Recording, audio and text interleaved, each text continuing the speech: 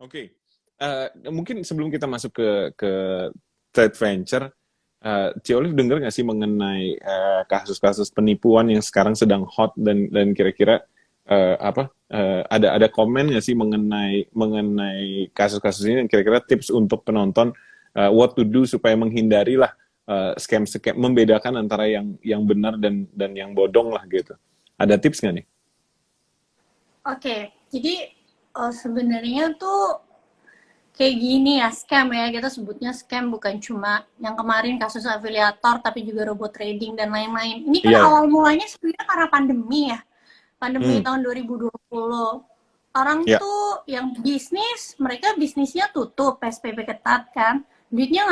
nganggur. Even di saham aja banyak pemain baru gitu yang terjun. Ya, betul. Aku bahkan denger kayak ada orang yang bisnis hotel karena duitnya nganggur, jadi setiap hari dia trading aja. Padahal sebelumnya nggak pernah trading, ya Hmm. kan?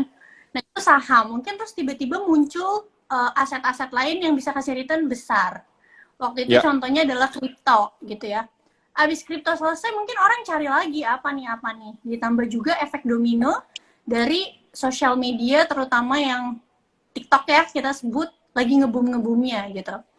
Akhirnya bikin orang tuh gampang tergiur karena flexing si Hmm. agen-agen atau afiliator atau sales-salesnya ini gitu kan. Mungkin Ya. berbedanya dengan instrumen-instrumen yang lain, bahkan yang legal, itu perbedaannya mungkin kalau yang ilegal ini kebanyakan mereka bisa yang kayak bagi-bagi sedekah, beli mobil mewah, beli jam tangan mewah, itu kan kasih mimpi ke orang-orang yang tuh udah kedengaran suaranya, Ya. kasih mimpi ke orang-orang yang habis di PHK punya duit pesangon, pengen Ya, kayak betul dia betul dan betul betul. lain-lain gitu. Jadi ini bisa muncul karena ada demand-nya. Kalau nggak ada demand-nya nggak mungkin, ya kan? Hmm. Karena ada demand-nya bisa muncul. Terus akhirnya ternyata efek domino gitu kemana-mana. Sekarang ya memang sudah waktunya ya. Kalau saham aja kan nggak mungkin arah terus-terusan. Sama juga yang ilegal nggak mungkin arah terus-terusan. Pasti dia terkoreksi pada akhirnya gitu. Ya. Ya tips dari aku sih, kalau aku, kita tuh susah ya, kanan kiri kita mungkin nawarin, paling yang paling penting tuh kita nggak usah nyalain oknumnya, tapi kita bikin diri kita pinter aja gitu, pilih-pilih yang legal aja sometimes bisa gimana-gimana kan, apalagi yang ilegal. Itu Ya, sih ya. kalau dari aku. Oke. Oke. Cialin boleh dites audionya? Halo? Tes, tes. Nah, Tes. jelas sekali. Welcome Harus back. ganti device dulu ya ampun. Ada-ada aja deh. All good, all Iya, good. nggak apa-apa sih. Thank you. Untungnya aplikasi MFX bisa dibuka di device apapun. Mantap. Nggak harus device yang mahal ya. Apa aja bisa ya. Enggak. Tapi ini device-nya bagus juga, kameranya tetap bagus. Oke, let's Oh, go. So makasih. officially, mari kita buka kompetisi ini. Um, jadi tadi udah sempet ngobrol dengan C Olive mengenai investasi bodong lah yang sekarang lagi marak gitu. Nah, sekarang kalau misalnya Mm-mm. kita masuk ke yang legal, yang benar, forex. C Alin ada pengalaman forex nggak sih sebelumnya? Nggak ada. Pernah Aku tuh trading udah nggak? lama. Belum pernah ya, first time ya? Demo doang, akun demo. Waktu itu juga Oke, ikutan demo trade pernah. venture-nya MIFX. Iya, pakai sinyalnya demo. Iya. Oke, dan sekarang langsung live. Cool. Kira-kira Iya.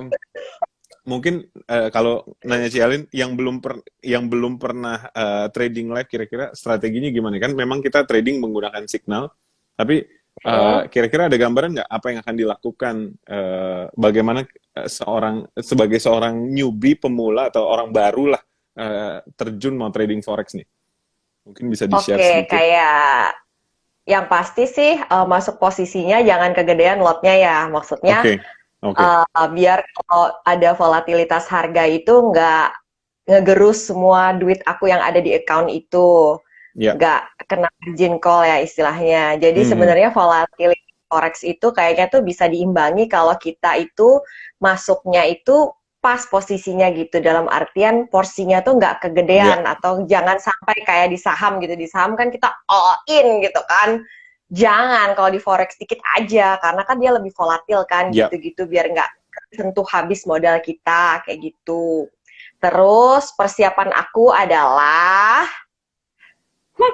jangan memburu cuan dulu. Yang penting adalah sustainability model Aikika ya, Cin.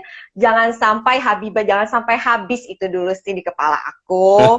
Hai Oke. Zinam. Terus kan aku kalau trading kan sukanya cuan cepet ya, scalping ya. Aku kayak forex gitu juga. Oke, Gitu berarti ya. dari uang dikit-dikit aja buat beli Kinder Joy anak Eike, yes. Oke. Kalau si Olive gimana? Ya, garis besarnya sama sih sama yang Cialin tadi bilang, cuma ya udah paling gampang tuh dan paling simple dan itu kan biasa, jangan FOMO, jangan greedy. Tapi kan orang kalau kayak gini ngomong lagi live jangan FOMO, jangan greedy, kalau udah di market beneran tuh kan emosi main kan. Itu nanti Yap. bisa beda cerita gitu. Yang pasti sih tetap harus disiplin ya sama stop loss. Karena jujur aja waktu pas tahun lalu aku coba forex itu kan di MIFX juga kan. Aku tuh nggak pasang stop loss, akhirnya aku kena yang NFP itu gitu. Yes. Ya, itu bener-bener nge-hit portoku banget sih, tapi ya it's okay. Buat yang tidak tahu NFP itu apa, buat penonton di rumah, NFP itu adalah non-farm payroll, itu adalah pengumuman yang menjadi indikator pertumbuhan ekonomi di Amerika, dan itu seringkali karena trading itu melawan US dollar biasanya, itu currency utama, sehingga setiap kali NFP harganya cenderung lebih volatil, dan yang nggak ngerti bisa ya itu tadi, yang Ci Olive bilang, tadinya udah profit mendadak bisa balik ke rugi. Gitu. Tapi bisa juga itu juga kesempatan kalau trader yang berpengalaman mungkin mencari NFP itu sebagai momen untuk trading ya. Gitu. Nah, kira-kira Ci Olive pede nggak bisa mengalahkan Cialin? Pede nggak? Kalau dibilang nggak pede kan harus pede, namanya juga lagi tanding ya.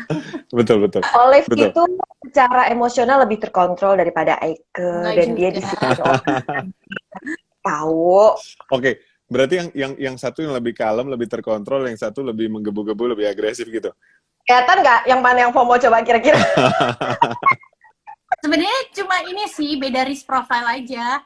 Sebenarnya bukan siapa yang paling bisa, siapa yang paling enggak. Memang beda risk profile sama beda pendekatan gitu. Kita kan kalau di saham kan macam-macam yang pendekatannya. Kalau Cialin tuh memang scalper. Kalau aku jujur aja aku nggak bisa scalping.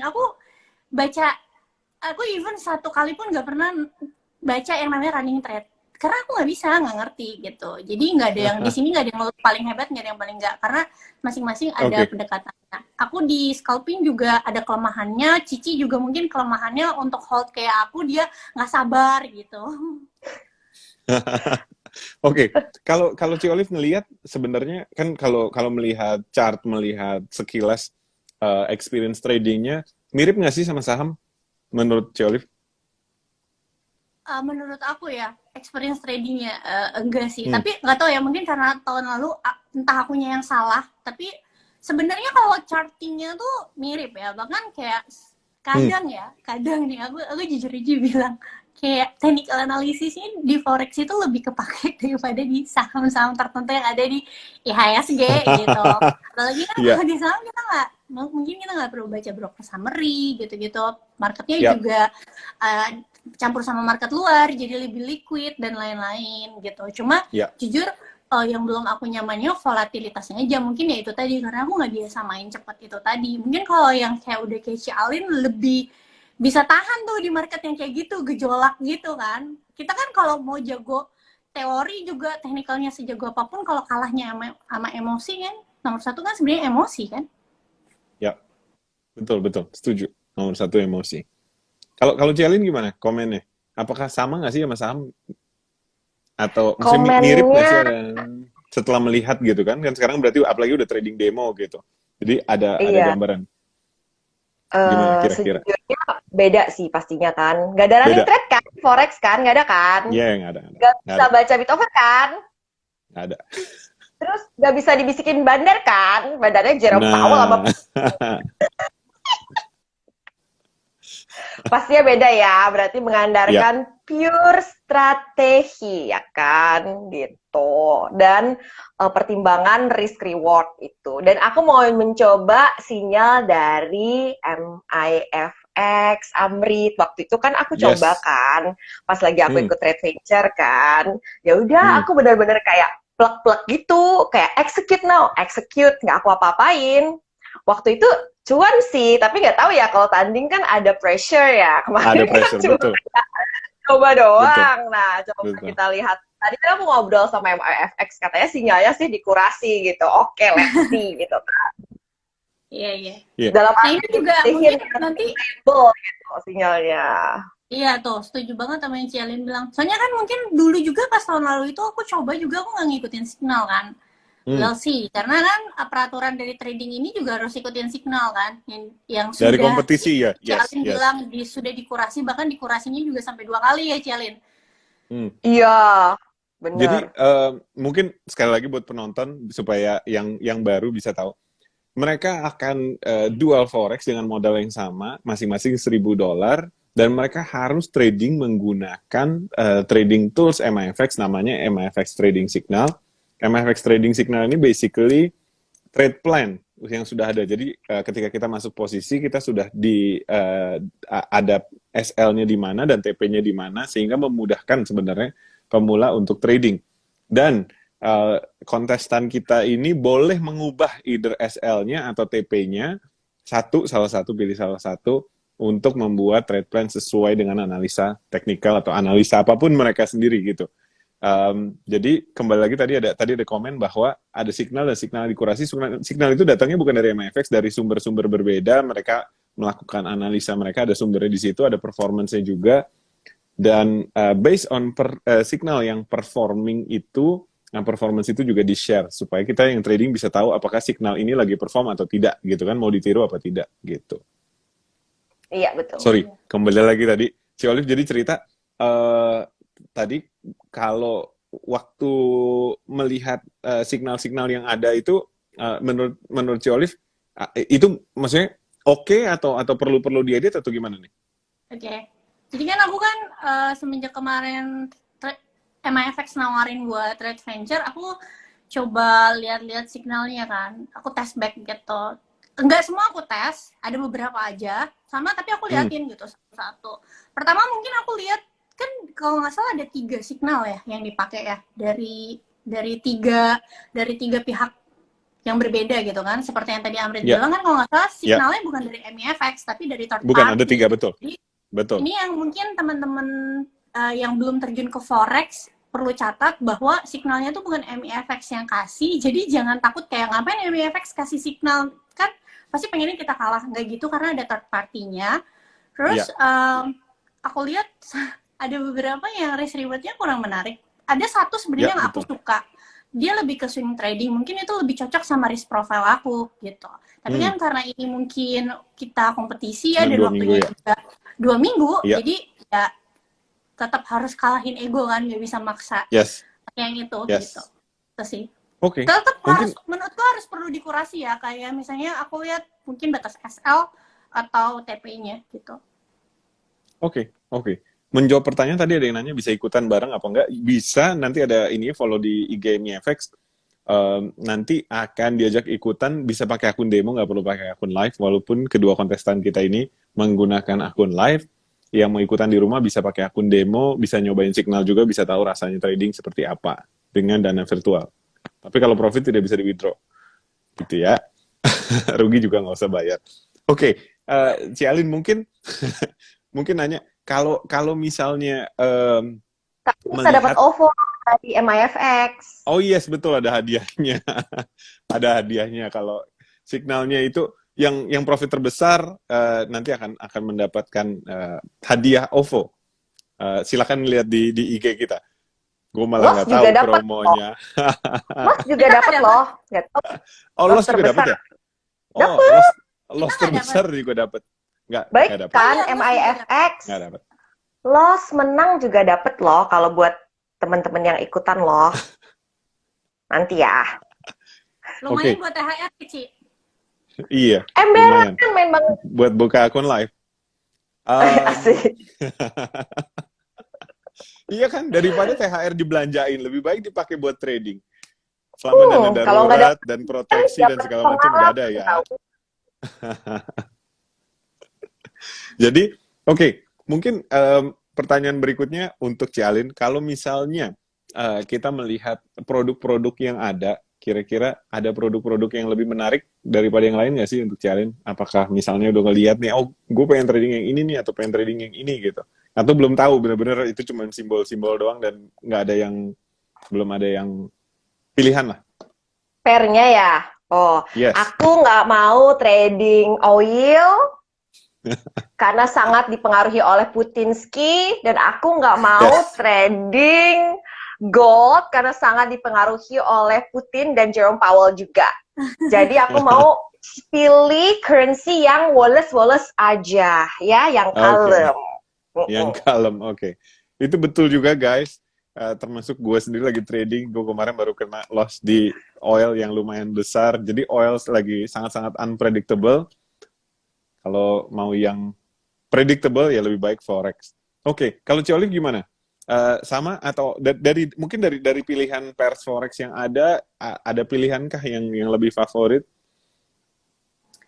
Kalau favorit sih belum tahu ya, karena kita mau ngomong favorit sekarang, kita nggak tahu nanti pas mulai trading ternyata ada Oke, berarti ekonomi mengikuti negara aja mana ya? yang lagi oke, Iya, iya. lagi nggak oke. Oke. Kita kan bisa main di situ kan. Tetap kita berencana nanti pas hari hanya takutnya berubah gitu. Takutnya nanti aku Ya. ngomong aku favorit ini, tiba-tiba memang nanti yang pas di hari H ternyata kita nggak pernah tahu Jepang ada berita apa atau apa.